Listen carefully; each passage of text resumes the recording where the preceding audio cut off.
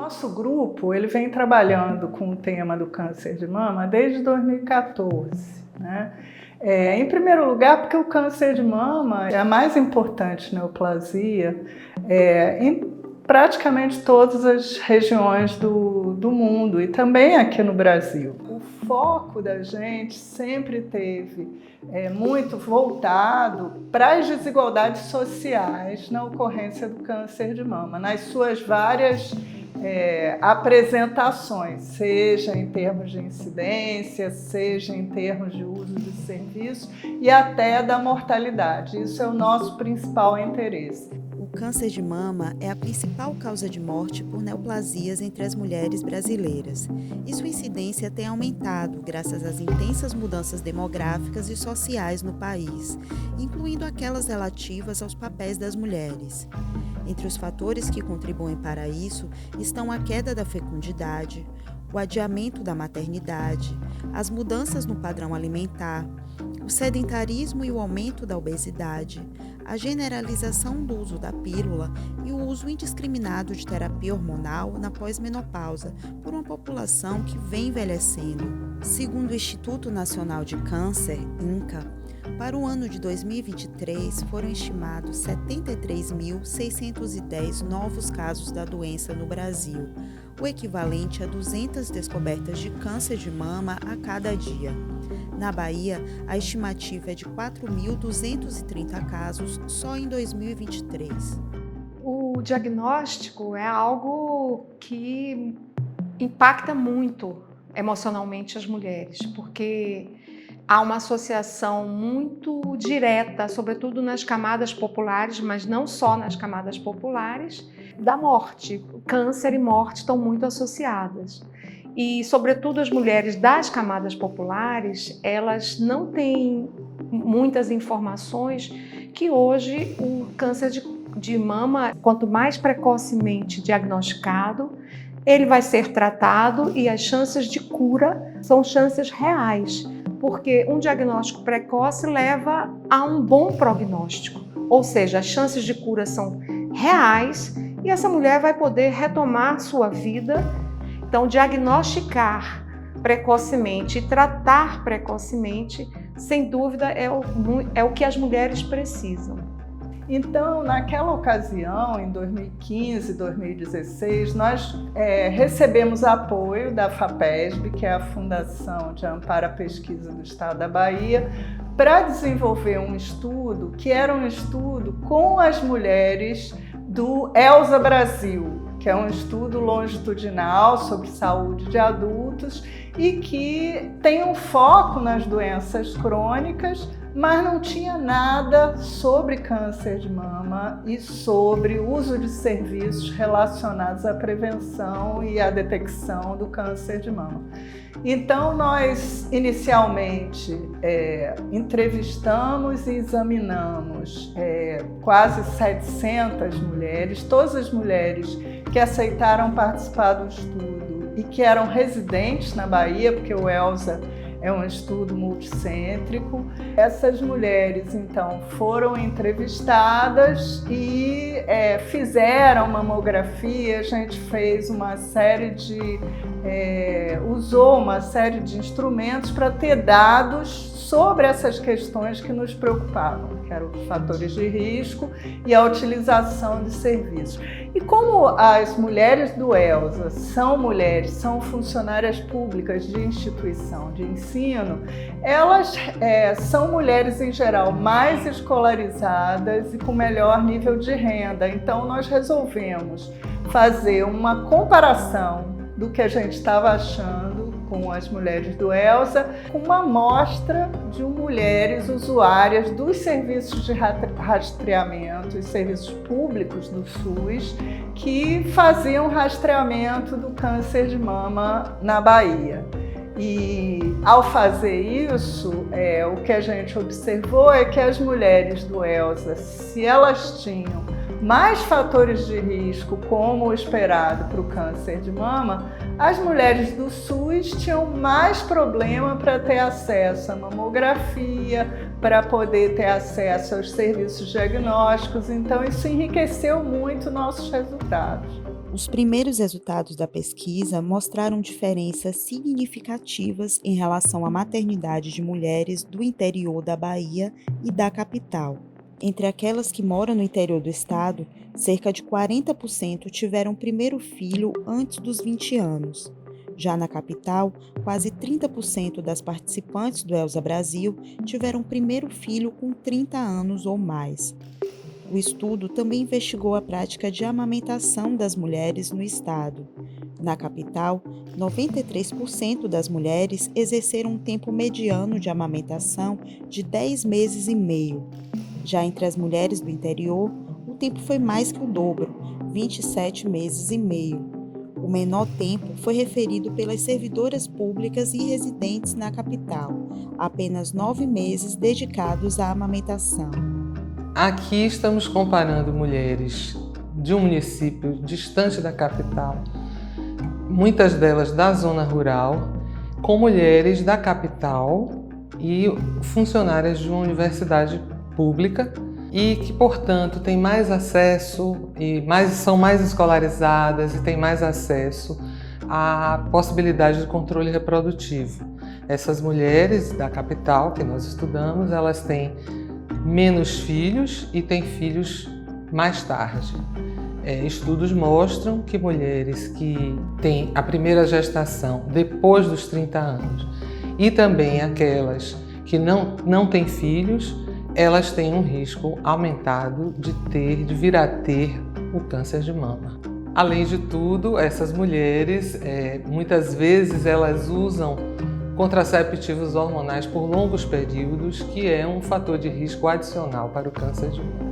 Quanto maior o tempo de amamentação, menor o risco de desenvolver câncer de mama no futuro. Mulheres da capital, apesar de terem um tempo razoavelmente prolongado de amamentação, porque elas tiveram mediana de 10 meses e meio, e isso é bastante, elas tiveram um tempo bem menor quando comparadas às mulheres do interior, porque elas tiveram menos filhos em comparação também a essas mulheres do interior que tiveram mais filhos e mais gestações.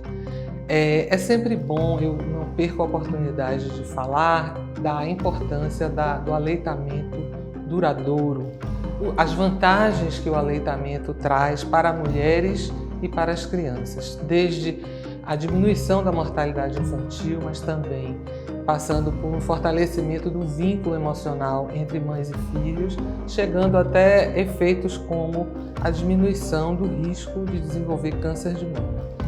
Então, é muito importante que a sociedade apoie medidas que garantam esse aleitamento duradouro, por exemplo, através de programas de proteção social.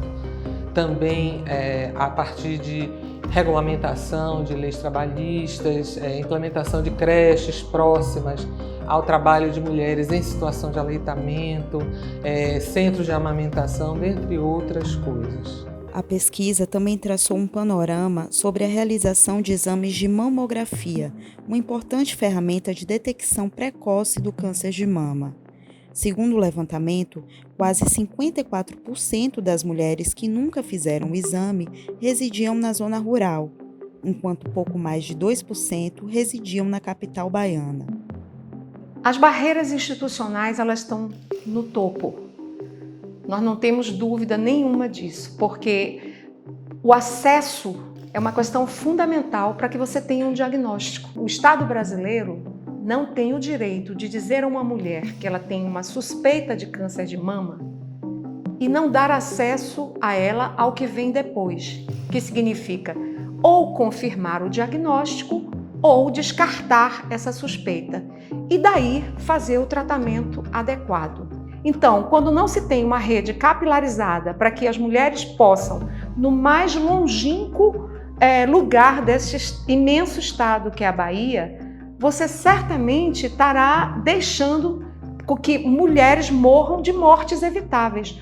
A morte por câncer de mama é uma morte evitável. Logo, nós temos que dar acesso para que as mulheres possam ser examinadas, diagnosticadas e tratadas.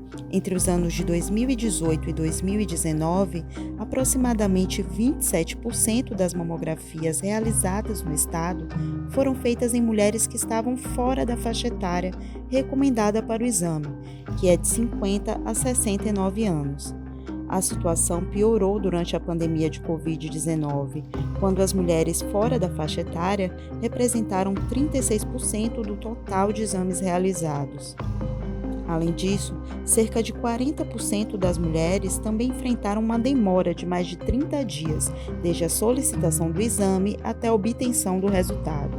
Na medida em que há um atraso na entrega dos resultados da mamografia, todo esse processo, tanto de diagnóstico como de tratamento oportunos, ele fica prejudicado e podendo afetar a saúde dessas mulheres. É muito importante saber que a mamografia realizada fora da faixa etária recomendada, ela não garante a redução de mortalidade que é esperada dessa estratégia. Além disso, mulheres jovens que fazem mamografia abaixo da idade recomendada pelas políticas de saúde vigentes, elas aumentam muito o risco de terem resultados falso positivos, ou seja, imagens na mamografia que sugerem a existência de um câncer, quando na verdade não há o câncer. E dessa forma elas terminam sendo levadas a realizar uma série de procedimentos complementares, como outras mamografias, ultrassonografias, biópsias, retiradas de nódulos benignos, e isso impõe para elas um transtorno psicossocial importante, além de uma sobrecarga para os serviços de saúde.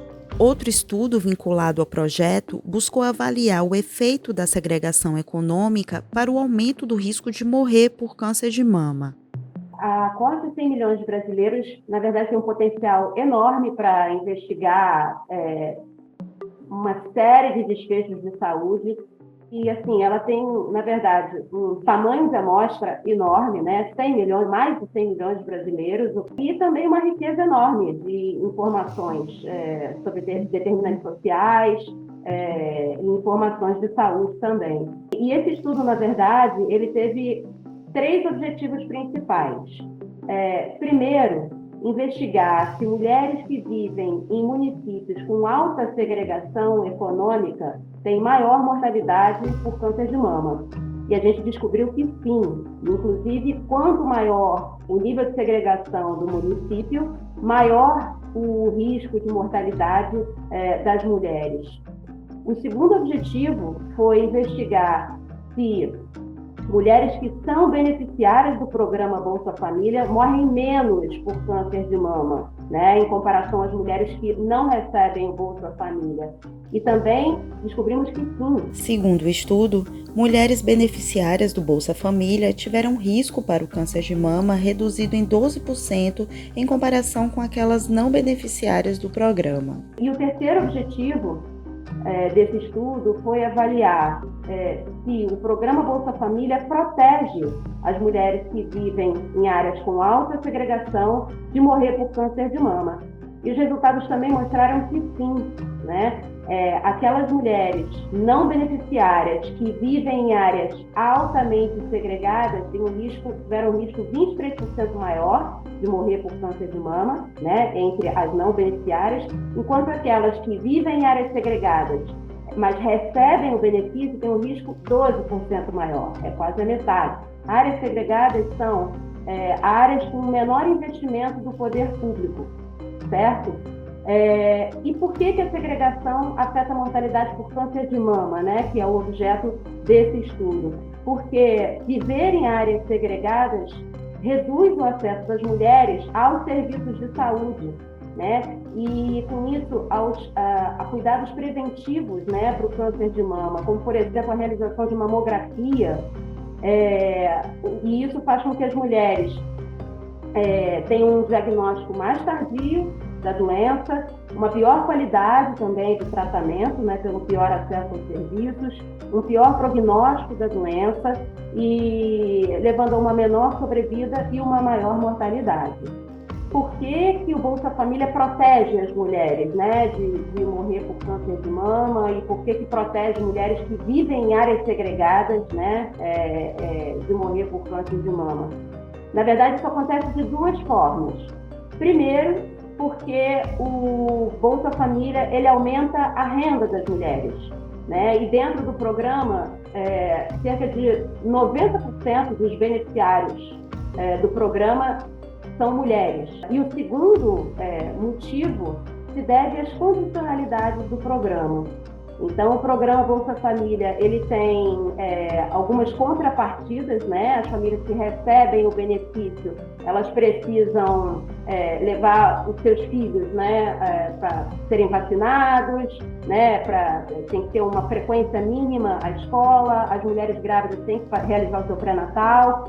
Então, na verdade, essas condicionalidades impõe às mulheres uma maior utilização dos serviços de saúde. Em uma ampla revisão de literatura, as pesquisadoras analisaram um total de 43 estudos em 4 continentes, em busca de uma resposta mais global. Os programas de proteção social afetam a carga de câncer de mama e colo do útero? Na verdade, não foram somente 43 artigos. Nós começamos com 17.080 documentos que foram rastreados e, através de técnicas de revisão sistemática, nós chegamos aos 43 estudos que foram incluídos na revisão. Essa revisão buscou entender o efeito que teriam os programas de proteção social, programas de transferência de renda, como o nosso Bolsa Família, programas de assistência alimentar, programas de subsídio de água, de moradia, microcrédito, entre outros. Qual o efeito que eles teriam sobre a incidência, a sobrevivência e mortalidade por câncer de mama e câncer de colo do útero. Ele também buscou entender como esses programas atuavam sobre a realização de exames de rastreio para essas doenças e também sobre os fatores de risco e proteção que são já conhecidos para as doenças câncer de mama e câncer de colo de útero. A nossa revisão encontrou que as mulheres que eram beneficiárias dos programas de proteção social, elas eram menos obesas, tinham menor fecundidade, mas tinham também um maior tempo de amamentação. Então, o conjunto desses achados apontam para uma possível diminuição do risco de câncer de mama. Em relação ao câncer do colo do útero, nós encontramos também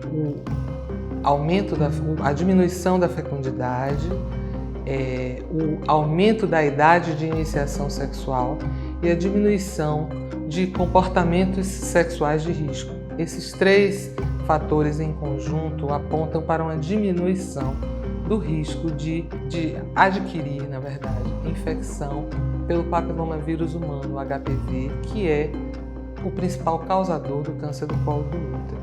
Esses 3 elementos juntos que foram encontrados na nossa revisão apontam para uma atenuação do risco de desenvolver o câncer de colo de útero. As desigualdades na mortalidade por câncer de mama e colo do útero foram evidenciadas em outro estudo, baseado na coorte de 100 milhões de brasileiros. A proposta central dessa pesquisa era, primeiro, observar, né, as desigualdades dentro da coorte de 100 milhões para o público de mulheres que teve ali a mortalidade por câncer de colo de útero e câncer de mama. Estudos outros, né, já mostrava para a gente essa desigualdade, né, sobretudo estudos internacionais, mas a gente, poucos estudos no Brasil apresenta essa questão de desigualdades raciais, olhando câncer de mama e câncer de colo de útero no desfecho de mortalidade, né? Então, isso foi um dos primeiros principais objetivos, na verdade, da pesquisa, né? Olhar a desigualdade, mas dentro da desigualdade, observar as desigualdades raciais dentro desses dois agravos, né, e o desfecho relacionado a câncer de colo de útero e câncer de mama, né, e na coorte de 100 milhões. E a gente passava de alguns pressupostos, né, assim, coorte de 100 milhões, a gente sabe que a coorte tem um perfil, né, de pessoas que estão ali em contexto de pobreza, né, porque a coorte dentro, né, formada em um linkage com cadastro único, onde são pessoas com privação material que fazem parte desse cadastro. E aí a gente pensou, será que a desigualdade, mesmo nessa população com homogeneidade de status socioeconômico, há desigualdade racial no desfecho esses dois agravos? Então a gente resolveu fazer esse estudo, essa análise, né, para ter essas respostas. De acordo com o levantamento, as taxas de mortalidade por câncer do colo do útero foram maiores para mulheres indígenas, pardas e pretas, em comparação com as mulheres brancas. As mulheres pretas com piores condições de moradia e menor escolaridade tiveram risco de morrer 3 vezes maior do que as mulheres brancas nas melhores condições. As mulheres pretas também tiveram taxas de mortalidade por câncer de mama cerca de 10% maiores em relação às mulheres brancas, independente das condições socioeconômicas.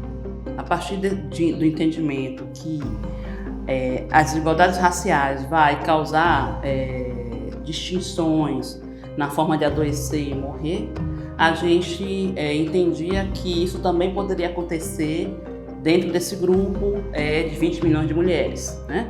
E aí a gente começou a observar e resolvemos observar todos os grupos raciais. Então, mulheres pretas, pardas, indígenas, brancas e de origem asiática, onde o IBGE classifica como amarelo, né? E ali a gente começou a identificar essa diversidade no que se refere aos riscos, olhando que mulheres indígenas, mulheres pretas, pardas apresentavam ali maior risco, né? Então, o objetivo do estudo era justamente esse, mostrar essa diversidade racial e que talvez houvesse ali uma homogeneidade no resultado, porque estão todas as mulheres no contexto de pobreza, e talvez não, porque o racismo ele performa nas diversas camadas sociais. Você está na pobreza, ela também vai acontecer na pobreza. Você está na riqueza, ela também vai acontecer na riqueza. Então foi um pouco nesse sentido que a gente trouxe, né, e fez essa investigação. Os resultados apresentados pelo projeto refletem a urgência de ações mais efetivas e abrangentes para combater as desigualdades e garantir um acesso à saúde mais igualitário para as mulheres. Os avanços, né, que têm sido oportunizados para a saúde das mulheres, sem dúvida nenhuma, é algo que a gente deve celebrar, podemos dizer assim. Nunca esquecendo que tem muito ainda a fazer, né? Os resultados, por exemplo, de pesquisa permitem avançar, permitem que os tomadores de decisão possam, baseado em evidências científicas que já existem, que eles possam organizar melhor a rede para que essas mulheres possam ser atendidas. O tema do câncer, ele em geral é muito tratado numa perspectiva clínica, uma perspectiva biológica. Então, nós, com os nossos estudos, trazemos uma outra forma de abordar, né, o câncer, no sentido de mostrar, primeiro, que as desigualdades sociais elas impactam a ocorrência do câncer e, portanto, conscientizar as mulheres e a sociedade em geral é importante no sentido de modificar essas desigualdades, quer dizer, não é um problema que se resolva estritamente no setor saúde, ele precisa de mudanças mais amplas. Se a gente também leva a discussão das desigualdades, a gente está informando a respeito da necessidade da priorização, né, de determinados grupos, das mudanças culturais nos serviços de saúde que evitem atitudes de discriminação. Então, a gente espera que os resultados dos nossos estudos eles contribuam tanto para aumentar a consciência sobre o problema, quanto para aprimorar as políticas públicas de saúde e aquelas políticas que são políticas sociais mais amplas.